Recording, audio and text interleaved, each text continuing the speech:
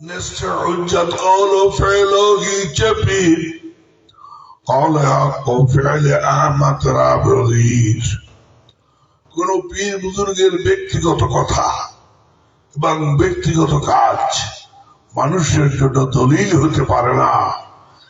একমাত্র রাসূলুল্লাহ সাল্লাল্লাহু আলাইহি ওয়াসাল্লামের কথা এবং কাজ এই হলো মানুষের জন্য দলিল।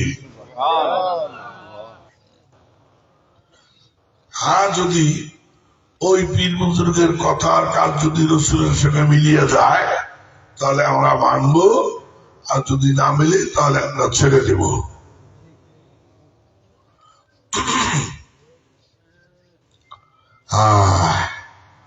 মুসলমানের 4টা দলিল।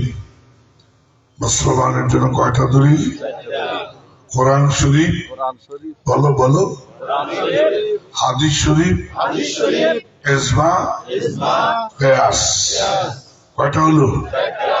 এই 4টা দলিলে যা আছে তা মানতে হবে।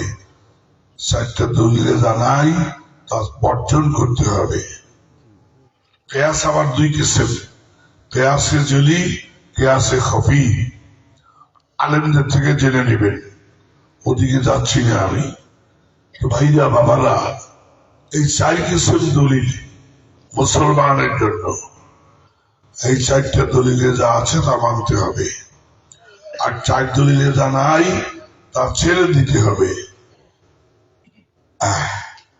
আসুন, যে কথা আমি বলতেছিলাম, আজ মহাব্বতের নামে, রসুলকে মহাব্বতের নামে ঢাকায় দেখা যায় বেশি আশেকে রসুল, মুখে নাই দাড়ি, এরা আশেকে রসুল।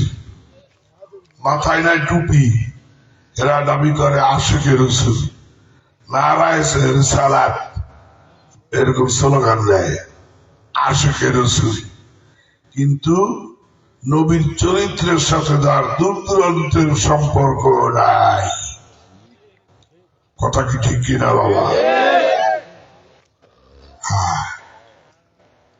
আল্লাহর ফজলে চিশতিয়া সাবরিয়া তরিকায় বায়াত হইয়া তোমাদের অনেকের মাথায় টুপি উঠেছে, অনেকের মাথায় টুপি উঠেছে।